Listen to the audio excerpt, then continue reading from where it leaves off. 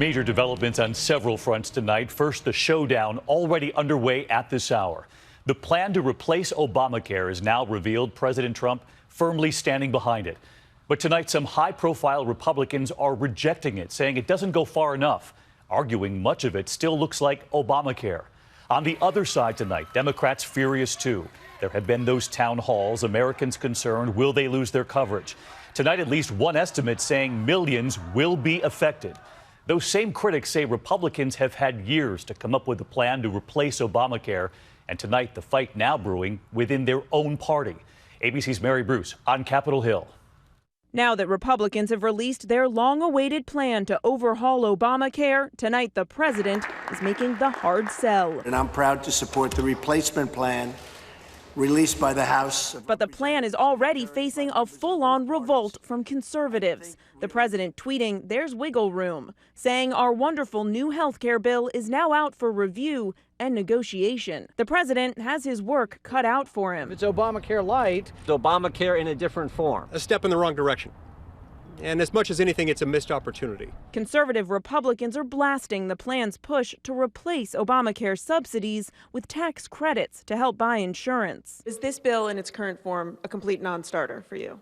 I think it's dead on arrival. I don't think conservatives will vote for it. On the flip side, more moderate Republicans worry the plan would take a serious toll on lower-income Americans, those covered by Obamacare's expansion of Medicaid. The problem is Obamacare has just collapsed. Voters have already put Congress on notice at town halls around the country. I could tell you 3 members of my family, including me, that would be dead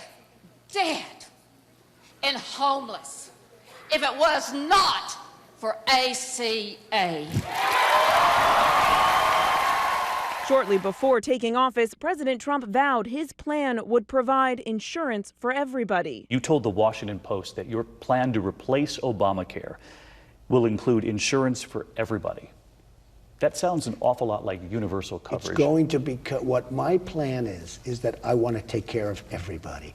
I'm not going to leave the lower 20% that can't afford insurance. But by one estimate out today, up to 10 million Americans could lose their coverage under the new plan. By some estimates, 10 million people could lose their coverage. Is that acceptable to you? Look, what matters is that we're lowering the cost of health care and giving people access to affordable health care plans. But today, some Republicans suggested some Americans may have to pay more. Americans have choices, and they've got to make a choice. And so maybe rather than getting that new iPhone that they just love and they want to go spend hundreds of dollars on that, maybe they should invest it in their own health care. Mary Bruce with us live on Capitol Hill tonight. And Mary, some conservatives angry about the cost of this replacement. Meantime, at the same time, you have millions of Americans waiting for concrete answers about what will happen to their coverage under Obamacare if this replacement is passed. So when can we expect some concrete numbers for them?